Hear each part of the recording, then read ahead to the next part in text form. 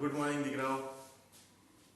આપણે હાઇડ્રોજન પર ચાલતા છે. હાઇડ્રોજનની થોડીક બાબતોની ચર્ચા કરી, જેમ કે હાઇડ્રોજનનું સ્થાન આવર્ત કોષ્ટકમાં ચર્ચાસ્પદ છે એની પહેલા આપણે ચર્ચા કરી.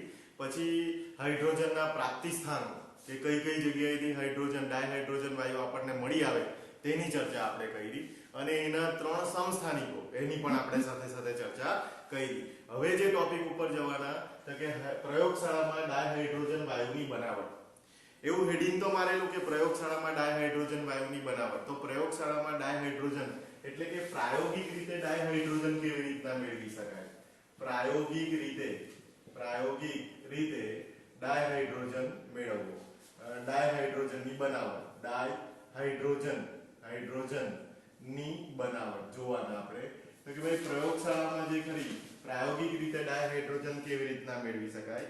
તો કે જો વાત કરીએ તો આપણી પાસે ઝિંક ધાતુ એટલે કે તમારી ચોપડીની અંદર લખેલું હોય કે ઝિંક ધાતુના ટુકડા, એવું તેવું કદાચ એની અંદર લખેલું હોય. દાણાદાર ઝિંક ધાતુ, જોજો દાણાદાર ઝિંક ધાતુની પ્રક્રિયા કોની સાથે કરો? નંબર 1 જોજો, મંદ હાઇડ્રોક્લોરિક એસિડ, મંદ HCl, અથવા ધ્યાન આપજો મંદ સલ્ફ્યુરિક એસિડ એટલે કે H2SO4, અથવા આલ્કલી એટલે કે NaOH, જેને આપણે કહીએ NaOH એટલે આલ્કલી સાથે, જોજો આલ્કલી એટલે કે NaOH સાથે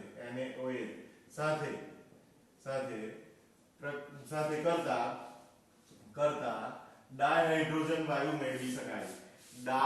હાઇડ્રોજન વાયુ મેળવી શકાય. બરાબર, ધ્યાન આપજો. હવે આ જે વાક્ય લખ્યું એ રિએક્શનના સ્વરૂપે આપણે લખીએ તો લખાય. ઝિંક ધાતુની તમારે પ્રક્રિયા કરવાની છે, તો કે ઝિંક ધાતુની પ્રક્રિયા કરવાની છે તમારે HCl સાથે પ્રક્રિયા કરો ઝિંક ધાતુની, તો તમને ખબર પડે કે ZnCl2 અહીંયા મળે. શું મળે? ZnCl2 વત્તા મળે H2. આ હાઇડ્રોજન મળી જાય, પણ તમારે HCl ના કેટલા મોલ કરવા પડે? 2. એ જ રીતના ઝિંક ધાતુની તમે મંદ સલ્ફ્યુરિક એસિડ સાથે પ્રક્રિયા કરો તો તમને મળે ZnSO4. આ S- 2 અને Zn2+, આનો ચાર્જ એ ખરો તે 2+, આનો B2+, S- 2 આનો -1 એટલે આપણે 2 ગણું કર્યું, અહીંયા 2 ગણું કરવાની જરૂર નથી. ZnSO4 વત્તા શું મળી જાય? તો કે હાઇડ્રોજન મળી જાય. હવે ઝિંક ધાતુની હું પ્રક્રિયા કરું NaOH સાથે એટલે કે આલ્કલી સાથે, તો શું મળે? તો કે એ મળે Na2ZnO2. બરાબર, ધ્યાન આપજો, આ અગત્યનું છે. ZnO2 આને કહેવાય સોડિયમ ઝિંકેટ કહેવાય. સોડિયમ ઝિંકેટ તરીકે ઓળખવામાં આવે, અને આપણને હાઇડ્રોજન વાયુ જે ખરો તે છૂટો પડી જાય. અહીંયા પણ તમારે 2 મોલ કરવા પડશે, કેમ કે Na 2 છે અહીંયા. એટલે સોડિયમ ઝિંકેટ નું સૂત્ર તમારે યાદ રાખવું પડે, તો હાઇડ્રોજન વાયુ જે ખરો તે મેળવી શકાય. તો આ પ્રક્રિયા થઈ ગઈ કે પ્રાયોગિક રીતે ડાયહાઇડ્રોજન વાયુ કેવી રીતના તમે મેળવી શકો. પ્રાયોગિક રીતે એટલે કે પ્રયોગશાળામાં તમે ડાયહાઇડ્રોજન વાયુની બનાવટ કેવી રીતના કરી શકો? તો કે Zn ની મંદ હાઇડ્રોક્લોરિક એસિડ સાથેની પ્રક્રિયાથી હાઇડ્રોજન વાયુ મેળવી શકાય. Zn ની સલ્ફ્યુરિક એસિડ સાથેની પ્રક્રિયાથી હાઇડ્રોજન વાયુ મેળવી શકાય. Zn ની આલ્કલી સાથે એટલે કે બેઝ સાથેની પ્રક્રિયાથી Zn મેળવી શકાય. હાથે મળતા પદાર્થો બી આપણે યાદ રાખવાના, અને એ પણ અગત્યના, એટલે એ પણ તમારે ખાસ યાદ રાખવાના. અને અહીંયા જલીય સાંદ્ર આવો શબ્દ તમને વાપરેલો છે, જલીય સાંદ્ર આલ્કલી એટલે કે NaOH. તો આ શબ્દ અમુક યાદ રાખવાના.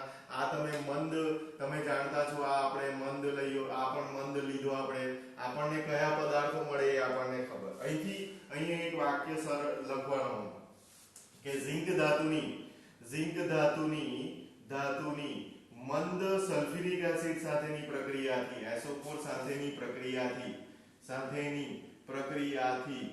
પ્રક્રિયાથી H2 જે મેળવીએ આપણે, હાઇડ્રોજન જે મેળવીએ એટલે કે H2 જે મેળવીએ એ એનો ઉપયોગ ખાસ કરીને કરવામાં આવે. H2 મેળવવાની પદ્ધતિનો ઉપયોગ પ્રયોગશાળામાં કરવામાં આવે.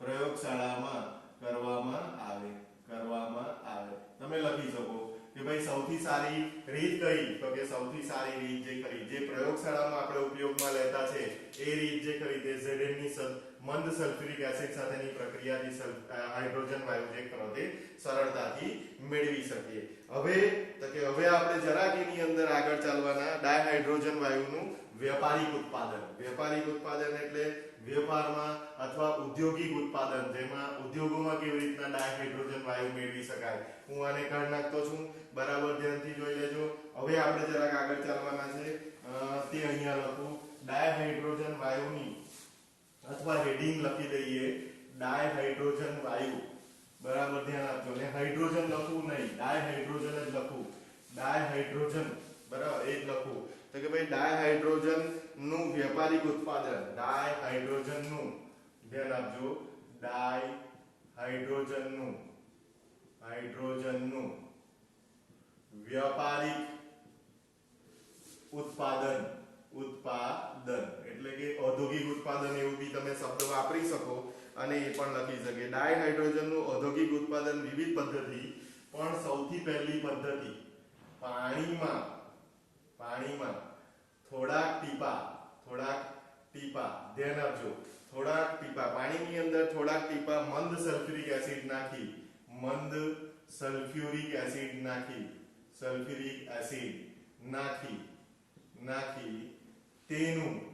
તેનું કદાચ પ્લેટિનમ વિદ્યુત ધ્રુવો વડે વિદ્યુત વિભાજન કરતા તેનું પ્લેટિનમ વિદ્યુત ધ્રુવો વડે વિદ્યુત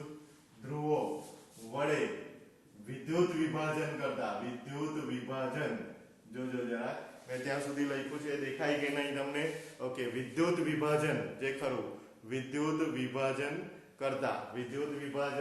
કરતા હાઇડ્રોજન પાણીની અંદર હાઇડ્રોજન પ્લસ અવસ્થા ધરાવે એટલે ક્યાં જમા થાય તે તમારે કરતા કેથોડ ઉપર ધ્યાન આપજો કેથોડ પર ડાયહાઇડ્રોજન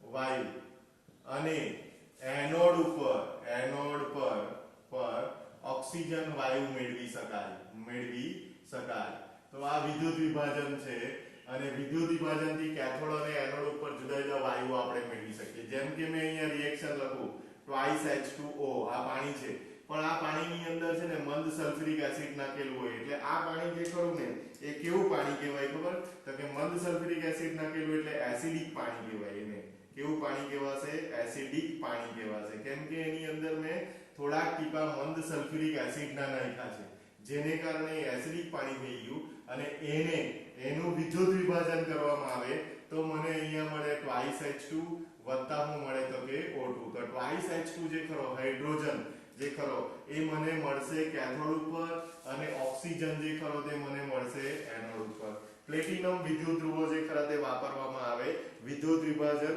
અને વિદ્યુત વિભાજન કહેવાય આ પદ્ધતિને વિદ્યુત વિભાજન કદાચ તમને એમ થાય કે વિદ્યુત વિભાજન એટલે શું હશે તો હું કદાચ દર્શાવવાનો પ્રયત્ન કરો કદાચ તમે શીખેલા છો મારે કહેવાની એમ જરૂર નહીં મળે હું આ તમારું મંદ સલ્ફ્યુરિક એસિડ વાળું પાણી અને એની અંદર બે વિદ્યુત ધ્રુવો ઊભા કરેલા હોય જેને આપણે નામ આપ્યા છે પ્લેટિનમના અને એને વિદ્યુત વાહક એટલે કે બેટરી વડે તમે વિદ્યુત વિભાજન કરો તો એક લઈ લો એનોડ એટલે પ્લસ અને એક લઈ લો કેથોડ તો એનોડ ઉપર તમને ઓક્સિજન વાયુ કેમ કે ઓક્સિજનનો ચાર્જ માઈનસ અને હાઇડ્રોજનનો ચાર્જ પ્લસ તો પ્લસ હંમેશા કેથોડ પર જાય માઈનસ હંમેશા એનોડ પર જાય એટલે અહીંયા તમને મળે O2 ને અહીંયા તમને મળે H2 તો આ થયેલું કહેવાય વિદ્યુત વિભાજન અને વિદ્યુત વિભાજનથી તમે પ્લેટિનમના વિદ્યુત ધ્રુવોનો ઉપયોગ કરીને એસિડિક પાણીનું વિદ્યુત વિભાજન કરવાથી હાઇડ્રોજન વાયુ જે ખરો તે તમે મેળવી શકો એવા જે તમને કેથોડ ઉપર મળી શકે આ તમારી એક બહુ અગત્યની રિએક્શન બીજી વાતની ચર્ચા કરીએ તો કે ગરમ જલીય બેરિયમ હાઇડ્રોક્સાઇડ બરાબર ધ્યાન આપજો ગરમ જલીય બેરિયમ હાઇડ્રોક્સાઇડ ધ્યાન આપજો બેરિયમ હાઇડ્રોક્સાઇડ હવે બેરિયમ હાઇડ્રોક્સાઇડ નું સૂત્ર આવે BaOH ટ્વાઇસ સાથે બી લખતા જઈએ તો કે BaOH ટ્વાઇસ ગરમ જલીય બેરિયમ હાઇડ્રોક્સાઇડ ના દ્રાવણનું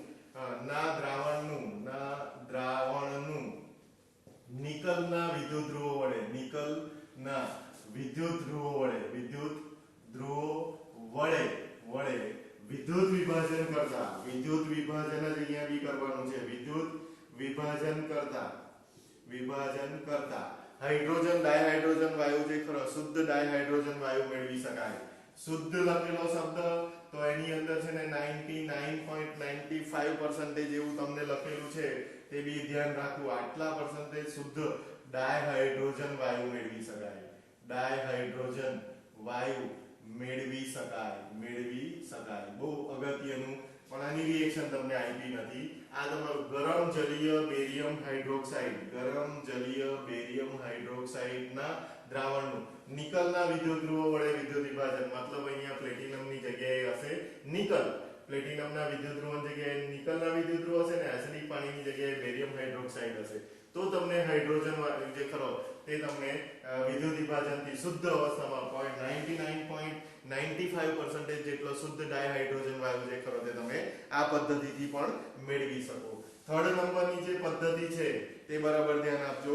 તો કે હાઇડ્રોકાર્બન અથવા કોલસાને 1270 કેલ્વિન તાપમાને હાઇડ્રોકાર્બન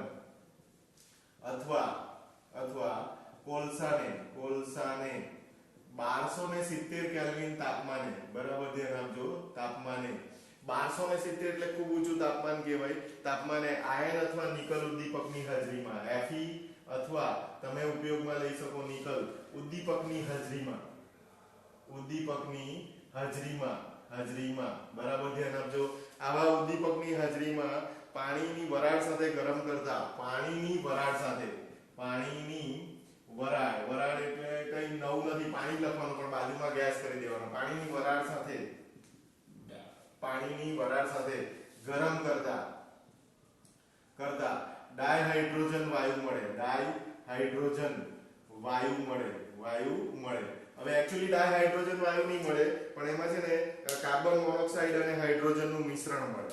જે આપણે એને કાર્બન મોનોક્સાઇડ અને એટલે કે CO + H2 મળે, જેને આપણે જળવાયુ તરીકે ઓળખીએ, જળવાયુ તરીકે, અથવા એને છે ને સીન ગેસ કહેવામાં આવે, સીન ગેસ તરીકે ઓળખવામાં આવે.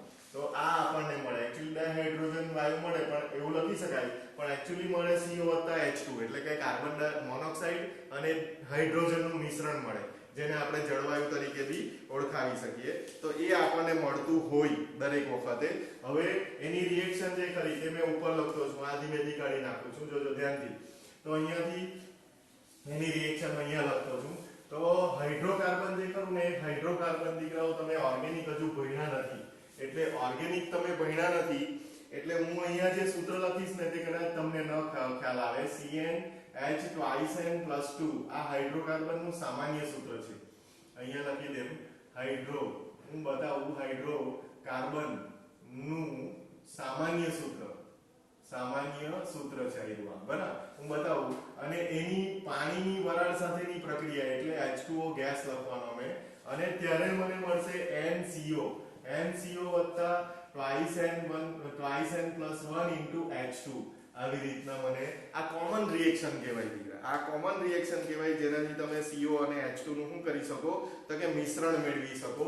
અને અહીંયા તમારે લખવું પડે NH2, બરાબર. આ અગત્યનું છે, જે અલગથી તમને દર્શાવી દેવું.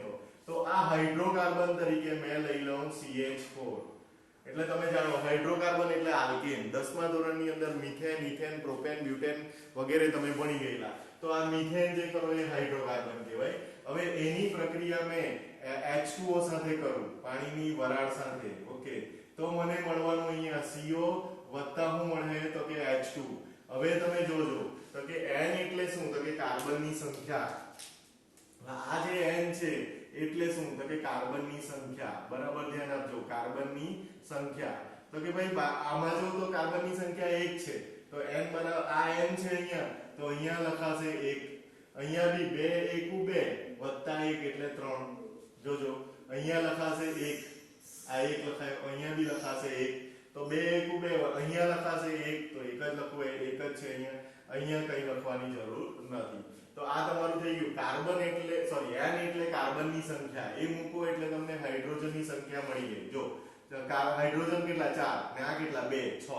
3 દુના 6 અને C ને આયરો આ એક O એટલે CO, તો CO + 3H2 થઈ ગયું. આવું તમે હાઇડ્રોકાર્બન યુઝ કર્યો કહેવાય, પણ તમે કાર્બન એટલે કે કોલસો બી લઈ શકો. કોલસાની પાણી સાથેની પ્રક્રિયાથી બી તમે આ કામ કરી શકો તો તમને જવાબ મળે આવ્યો આ. એ બી જળવાયુનું જ મિશ્રણ કહેવાય. આ તમે પાણીની વરાળ એમ કીધેલું એટલે મારે ગેસ લખ્યા કરવું પડે. તો આ તમે બંને જે વસ્તુ મેળવી કઈ તો કે આ જે તમે મેળવી અને એના ઉપર ખાસ કરીને 1270 કેલ્વિન લખવાનું, કેમ કે આપણે અહીંયા ચર્ચા કરી ગયા 1270 કેલ્વિન. બીજું નિકલ અથવા તમે લખી શકો Fe, તે બી વાત કરી ગયા. તો 1270 કેલ્વિન તાપમાન નિકલ અથવા હું લખી શકો તો કે તમારે લખવાનું Fe. ઉદ્દીપકની હાજરીમાં પ્રક્રિયા થતી હોય, બ્રેકેટમાં લખો તો વધારે સારું. આ જે તમને જવાબ મળ્યો છે આવ્યા CO + H2 એ બંનેને કહેવાશે જળવાયુ. શું કહેવાશે? જળવાયુ. અથવા એને કહેવાશે સિનગેસ. શું કહેવાશે? સિનગેસ. આ સંશ્લેષિત વાયુ બી કહી શકાય, જળવાયુ બી કહી શકાય, સિનગેસ પણ કહી શકાય. બહુ અગત્યની રિએક્શન આ પણ. તો આ તમારી એક ત્રીજી રિએક્શન થઈ ગઈ. આ જે કોલસામાંથી, હવે અહીંયાથી હું આ વસ્તુ કાઢી નાખતો છું સેકન્ડ નંબરનું. તો કોલસામાંથી ધ્યાનથી જોજો, કોલસામાંથી જે કંઈક વસ્તુ મળે આપણને, કોલસામાંથી એટલે નીચે કાર્બન લખ્યો એ તમારે સમજવાનું કોલસો. આ કાર્બન લખ્યો એ તમારે સમજવાનું શું છે? કોલસો. તો આ કોલસામાંથી સિનગેસ વાયુ બનાવવાની પ્રક્રિયા જે કરી, કોલસામાંથી સિનગેસ એટલે કયો? તો કે સિનગેસ એટલે કે જળવાયુ બનાવવાની પ્રક્રિયા જે કરી એ પ્રક્રિયાને એક નામ આપેલું છે ચોપડીની અંદર. જરાક બરાબર ધ્યાનથી જોજો તો અંદર નામ કોલ ગેસિફિકેશન આવું નામ આપ્યું હશે. હું અહીંયા રેડ પેન થી લખતો છું. બરાબર ધ્યાનથી જોજો. કોલ ગેસિફિકેશન કહેવાય. હું અહીંયા રેડ પેન થી લખી દીધું છે કોલ ગેસિફિકેશન તરીકે એને ઓળખવામાં આવે. કોલસામાંથી સિનગેસ એટલે કે જળવાયુ બનાવવાની પ્રક્રિયાને કોલ ગેસિફિકેશન તરીકે બી ઓળખવામાં આવે. તો આ બી બહુ અગત્યની રિએક્શન થઈ ગઈ તમારી. હવે જે વાત કરીએ તે આગળ થોડુંક ચાલીએ. આ જળવાયુ બનાવવાની વાત થઈ ગઈ, પણ હવે જળવાયુમાં છે ને કેવું કે જળવાયુમાં કાર્બન મોનોક્સાઇડ અને હાઇડ્રોજનનું મિશ્રણ છે. તો હાઇડ્રોજન જે કરો ને તે આપણને છૂટો નથી, મિશ્રણ સ્વરૂપે છે. જળવાયુ સંશ્લેષિત વાયુ બી કહી શકો તમે એને, સંશ્લેષિત વાયુ બી કહી શકો, ધ્યાન આપજો. જળવાયુ કહેવાય, સિનગેસ કહેવાય, સંશ્લેષિત વાયુ કહેવાય, તમે જે પણ કહેવું હોય તે તમે કહી શકો. તો એ જે વાયુ છે એ વાયુ આપણને મળે જેમાં હાઇડ્રોજન છે પણ એ કાર્બન મોનોક્સાઇડ સાથે જોડાયેલો છે. તો મારે કંઈક એવું કરવું જોઈએ. તો શું કરીએ આપણે કે જેમાંથી મને હાઇડ્રોજન મળી શકે, એટલે કે અલગથી મળી શકે. તો જળવાયુને ધ્યાનથી જોજો, જળવાયુને બરાબર ધ્યાન આપો. જળવાયુને 673 કેલ્વિન તાપમાને બરાબર ધ્યાન આપજો, તાપમાને આયન ક્રોમેટ અંદર શબ્દ લખેલો હશે. આયન હું લખેલું હશે ક્રોમેટ. સૂત્ર લખેલું હશે FeCrO4. આયન ક્રોમેટ નામનું એક પદાર્થ છે. આયન ક્રોમેટ ઉદ્દીપકની હાજરીમાં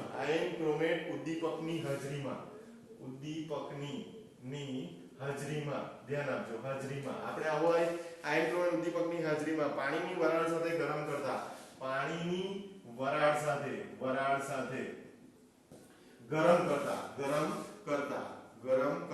હવે આ જે વાક્ય લખ્યું તે પ્રમાણે જો ચાલીએ તો શું થાય? તો કે જો જોઈએ તો જળવાયુ એટલે CO + H2 આ જળવાયુ કહેવાય, અને એની પાણીની વરાળ સાથેની પ્રક્રિયા એટલે H2O ગેસ, અને 673 કેલ્વિન તાપમાન અને FeCrO4 ઉદ્દીપક એટલે કે આયન ક્રોમેટ ઉદ્દીપકની હાજરીમાં આ પ્રક્રિયા કરતા તમને મળી જાય CO2 + twice H2 એટલે કાર્બન મોનોક્સાઇડ નું કન્વર્ઝન થઈ જાય કાર્બન ડાયોક્સાઇડમાં, અને હાઇડ્રોજન વાયુ જે ખરો તે છૂટો પડી જાય.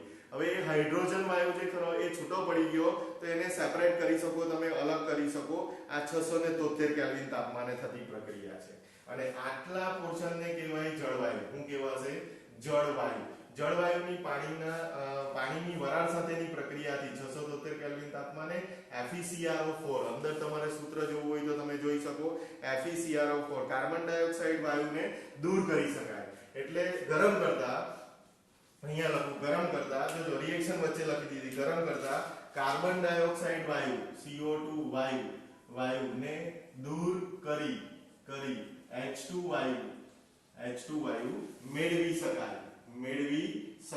બહુ ધ્યાનથી જોજો, મેળવી શકાય. અને આ જે પ્રક્રિયા છે એમાં આપણે CO2 વાયુને દૂર કર્યો છે, એટલે કે જળવાયુમાંથી CO2 વાયુને દૂર કર્યો છે, તો એ પ્રક્રિયાને જળવાયુ સ્થાનાંતર પ્રક્રિયા કહેવાય. જળ વાયુ સ્થાનાંતર, ચોપડીમાં જોજો, સ્થાનાંતર પ્રક્રિયા તરીકે ઓળખવામાં આવે. આજે મેં અલગ અલગ પેનથી લખું જે વસ્તુઓ, તે બધી જ વસ્તુઓ પરીક્ષાની અંદર તમને પૂછાઈ શકે. નાના ટૂંકા સવાલ તરીકે રાઉન્ડ કરી જાઓ. CO2 ને દૂર કરવાનો છે, જળવાયુનું મિશ્રણ લેવાનું છે, કયા નામથી ઓળખાય, કેવી રીતના મેળવી શકાય, કયું સામાન્ય સૂત્ર છે, અને 1270 કેલ્વિન તાપમાન તમે અહીંયા બી લખી શકો.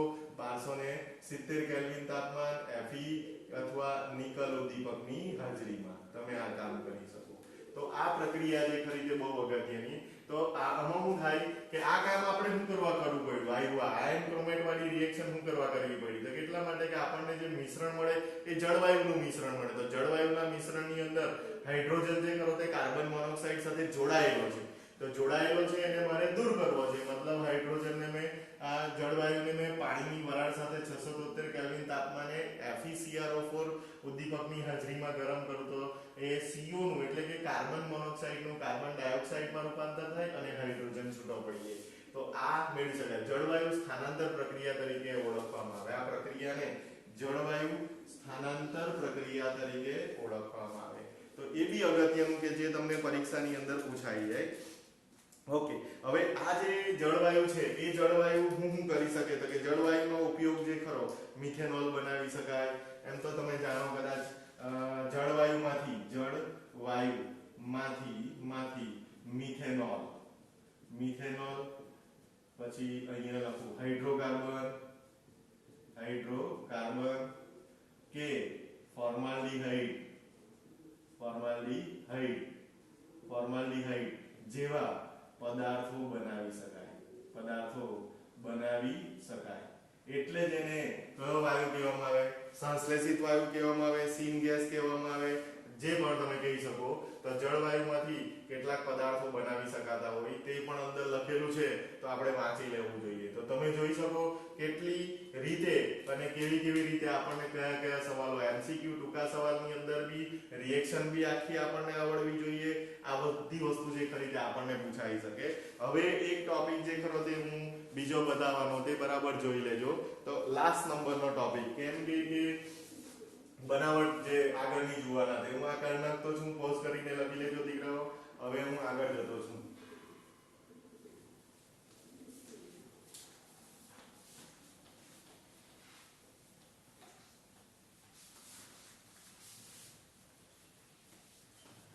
ધ્યાન આપજો.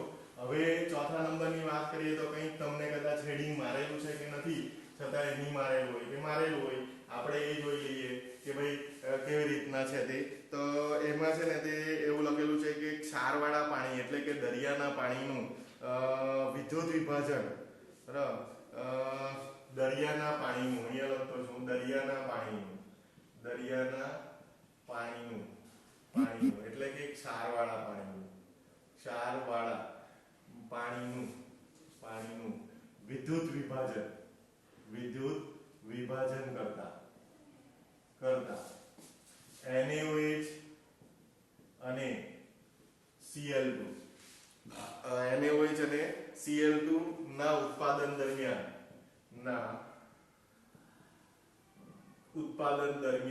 બરાબર ધ્યાન આપજો. આ બે વસ્તુ આપણને મળે દરમિયાન આડ પેદાશ તરીકે હાઇડ્રોજન વાયુ મળે. આડ પેદાશ તરીકે H2 વાયુ મળે.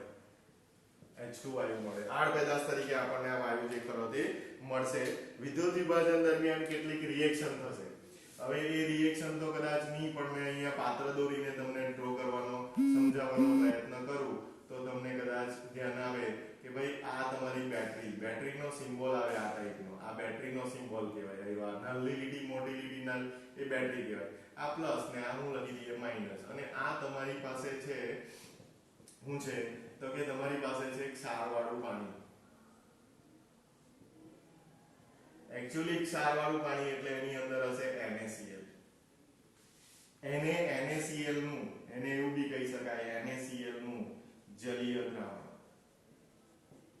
આવું બી કહી શકો તમે, જલીય દ્રાવણ આવું બી તમે કહી શકો. NaCl નું ક્ષારવાળું પાણી કે જલીય દરિયાનું પાણી બી કહી શકો, ક્ષારવાળું પાણી બી કહી શકો, NaCl નું જલીય દ્રાવણ પણ કહી શકો. એ જે જલીય દ્રાવણ છે તેમાં બે આયનો હોવાના, Na+ અને Cl-. જ્યારે બી પાણીમાં કોઈ પદાર્થનું દ્રાવણ આપણે બનાવતા હોય ત્યારે એની અંદર એનું આયનીકરણ થઈ જાય એટલે Na+ અને Cl-. તો એનો મતલબ એવો થઈ ગયો કે આની અંદર હશે Na+, શું હશે Na+ અને બીજું હશે Cl-. આ બે આયનો અસ્તિત્વ ધરાવતા હશે આની અંદર. હવે શું થાય તો કે ધન આયન જે તમને દેખાય Na+ છે ખરો, એ ધન આયન એટલા માટે કે એના માથા ઉપર પોઝિટિવ ચાર્જ બતાવેલો, એનો મતલબ કે એની પાસે ઇલેક્ટ્રોન ઓછા છે એટલે. અને વળી પાછો એ ચાર્જ ધરાવે પ્લસ, તો સીધી સિમ્પલ વાત છે કે Na+ છે એનો ચાર્જ પ્લસ છે એટલે એ કેથોડ ઉપર જવાનો, અને Cl જે ખરો તે માઈનસ છે એટલે અહીંયા જવાનો. આવી હું વાત કરી શકું. આ તો સીધી સાદી એક્ઝામ્પલની વાત કરું તો આવું થાય. પણ ધ્યાન આપજો બરાબર. આ અહીંયા જવો જોઈએ. હવે હું જે ચર્ચા કરવા જાઉં તે બરાબર ધ્યાનથી. હવે આ દ્રાવણ છે ખરું તે જલીય, બરાબર ધ્યાન આપજો, જલીય. અને જલીય એટલે પાણી. તો પાણી બી હાજર હોવાનું, મતલબ એની અંદર twice H+ અને twice OH-. બે ગણા નહીં લખું તો ચાલે, H+ અને હું લખું OH-. જલીય એટલે આ વસ્તુ હોવાની H+. મતલબ શું થઈ ગયો તો કે અંદર હોવાના H+ ને બીજું હું હોવાનું OH-. હવે ધ્યાનથી જોજો. હવે શું થશે તો કે મારી પાસે બે પોઝિટિવ આયન થઈ ગયા. એક તો કે હવે મારી વસ્તુ શું થઈ ગઈ તો કે Na+ બી છે ને H+ બી છે, બંને જણા આના ઉપર જઈ શકે, શક્યતા બંનેની. ધ્યાન આપજો. પણ મેં હું કેમ તે બરાબર ધ્યાન આપજો તો કે હું જો ચર્ચા કરું તો Na+ બી છે ને H+ બી છે, તો મારી પાસે Na+ બી છે અને શું છે તો કે H+ બી છે. તો Na+ અને H+ માં H+ નું રિડક્શન Na+ કરતા સરળ. આ વાક્ય લખું તે બરાબર. તેથી શું થશે તો કે H+ હું 2 મોલ લેવા, 2 H+ લઉં પ્લસ 2 ઇલેક્ટ્રોન એ મેળવીને એનું કન્વર્ઝન થઈ જાય H2. મતલબ એવો થઈ ગયો કે મને અહીંયા શું મળશે તો કે અહીંયા મળશે કેથોડ ઉપર મળે હાઇડ્રોજન, Na મળશે નહીં. બહુ ધ્યાનથી મને સાંભળો તો જ ખબર પડે. કેમ કે Na+ અને H+ બે આયનો છે પોઝિટિવ, કોનું રિડક્શન થશે તો કે Na+ બી ઇલેક્ટ્રોન મેળવી શકે ને H+ બી ઇલેક્ટ્રોન મેળવી શકે, પણ H+ ઇલેક્ટ્રોન સરળતાથી Na+ કરતા મેળવે, તેને કારણે સૌથી પહેલા રિડક્શન થઈ જાય H+ નું. કોનું થઈ જાય H+ નું, એટલે તમને H2. તો H2 અહીંયા મળવાનો. હવે Cl- તો Cl- અને OH- એમાં Cl- ની સરળતા વધારે, એટલે Cl- જે કરો તે અહીંયા મળવાનો. તો શું થશે તો કે આ પ્રક્રિયા થઈને એ પ્રક્રિયા થઈ કેથોડની. એની થઈ કેથોડ, બરાબર.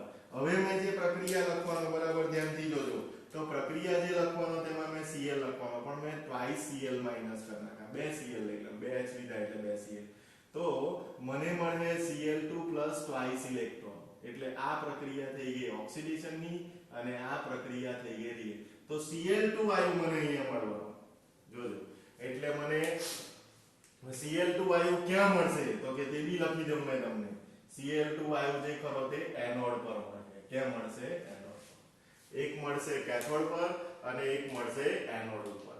તો હવે છે ને જો હાઇડ્રોજનનું રિડક્શન થયું એટલે અહીંયાથી H+ દ્રાવણમાંના વપરાઈ ગયા, Na+ રહી ગયા. Cl નું ઓક્સિડેશન થયું એટલે Cl અહીંયા આવી ગયા, તો દ્રાવણમાંથી અહીંયા Cl. તો દ્રાવણમાં રહી ગયા હું તો કે દ્રાવણમાં રહી ગયા Na+ અને OH-. એટલે આ દ્રાવણની અંદર NaOH બનશે. મતલબ કે દ્રાવણ બેઝિક થશે. બેઝિક થશે. બહુ ધ્યાનથી સાંભળવો તો જ ખબર પડે. બેઝિક થશે મતલબ એ દ્રાવણ જે ખરું તે બેઝ વાળું થઈ જશે, બેઝિક થઈ જશે.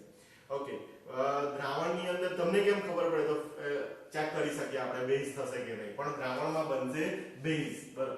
એની સાથે બીજી પ્રોડક્ટ આપણને એનોડ પર શું મળી તો કે એનોડ પર મળી. એનોડ પર શું મળ્યું તો કે Cl2. એટલે Cl2 મળ્યું, દ્રાવણમાં બન્યું NaOH, અને કેથોડ ઉપર મળ્યું, કેથોડ ઉપર શું મળ્યું તો કે H2 મળ્યું. H2 એ બાય પ્રોડક્ટ તરીકે તમને મળી શકે. હવે શું થાય તો કે તમારી ચોપડીની અંદર જે રિએક્શન આપેલી તે એનોડ અને કેથોડની કદાચ આપેલી હોય તો હું તમને સમજાવું તો એ જોજો ધ્યાનથી. એ હું કદાચ તમને અહીંયા લખી દઉં. આ જ રિએક્શન લખતો છું હું, કઈ નવું નથી કરતો. આ જ રિએક્શન લખતો છું હું. લખું જોજો હું લખું તે twice H2O convert into H2 plus twice OH minus. હવે આ જે twice H plus ક્યાંથી લાવ્યો જોજો ધ્યાનથી. twice H plus અને twice OH minus. એક પાણીનો અણુ લીધેલો H plus અને OH minus, બે પાણીના અણુ બે લીધા. હવે એ બે H plus એ ખરા તો આ પ્રક્રિયા કાની થઈ તો કે આ પ્રક્રિયા થઈ કેથોડની. કોની થઈ? કેથોડ. એનોડ પર કઈ પ્રક્રિયા થઈ કે આ twice H plus એ બે ઇલેક્ટ્રોન મેળવ્યા પણ એનોડે જે ગુમાવ્યા તે. એટલે મેં અહીંયા લખતો છું twice Cl minus convert into Cl2 plus twice electron. તો આ Cl એ જે બે ઇલેક્ટ્રોન ગુમાવ્યા તે બે H plus એ મેળવ્યા. એટલે બે H plus એ બે ઇલેક્ટ્રોન મેળવ્યા which is convert into hydrogen અને OH રહી ગયા. દેખાય કે હવે એ OH વપરાય નહીં તો આ તમારી કઈ રિએક્શન થઈ ગઈ? એનોડની. કઈ રિએક્શન થઈ ગઈ? એનોડની. દીકરા આ રિએક્શન કેથોડની અને આ રિએક્શન એનોડની. તો એ પાણીના અણુની અંદર બે હાઇડ્રોજન પ્લસ હોય તે જ મેં અહીંયા લખેલા, બે ઇલેક્ટ્રોન મેળવે H2 બને અને આ બે ઇલેક્ટ્રોન ગુમાવે તો Cl2 બને અને દ્રાવણમાં બનશે NaOH અને આ હાઇડ્રોજન આપણને મળશે કેથોડમાં બાય પ્રોડક્ટ તરીકે મળી શકે. અને તમે આ રીતના હવે એનો સરવાળો બી કરી શકો. તમે સરવાળો કરો તો તમને ખબર પડે. અને ત્રીજી એકંદરે પ્રક્રિયા શું થાય એ બી તમે બતાવી શકો. પણ ચાલે ઔદ્યોગિક ઉત્પાદન લાસ્ટ નંબરની વાક્ય રચના લખેલી છે તે બી ચર્ચા કરી લઈએ સાથે સાથે.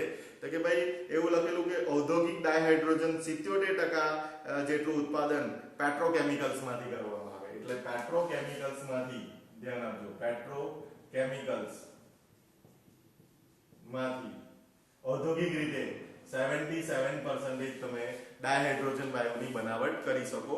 બીજું કે 18% કોલસામાંથી મળે. એટલે કોલસામાંથી ડાયહાઇડ્રોજન વાયુ જે કરો તે 18% મેળવી શકો.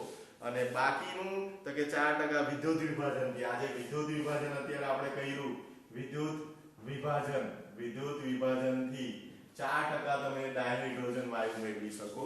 અને લાસ્ટ નંબર લખેલું છે બીજા સ્ત્રોતમાંથી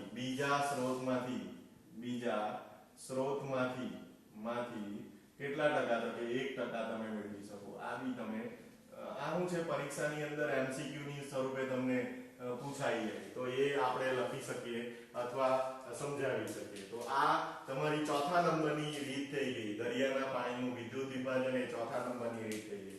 ડાયહાઇડ્રોજન વાયુનું વ્યાપારિક ઉત્પાદન જે ખરું તે તમે આ રીતના કરી શકો અને આ રીતના ને દર્શાવી શકો. બહુ અગત્યનું, બધી જ વસ્તુઓ પૂછાય.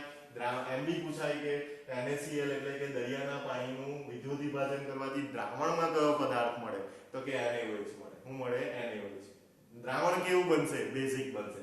કયા બે વાયુઓ મળે તો કે એક મળે Cl2, બીજો મળે હાઇડ્રોજન. હાઇડ્રોજન ક્યાં મળે તો કે કેથોડ ઉપર મળે. ક્યાં મળે? કેથોડ ઉપર. બાય પ્રોડક્ટ તરીકે તમે કેથોડ ઉપર હાઇડ્રોજન વાયુ મેળવી શકો. તમારી ચોપડીની અંદર આપેલી રિએક્શન એરિયા મેં જે સમજાવી તે આ હરકી જ છે પણ મેં twice H plus થી સમજાવી દીધી. તમારે પાણીનો અણુ લખવો હોય તો તેમાં twice H plus જોઈતો હોય તો તમે આ રીતના લખીને બતાવી શકો.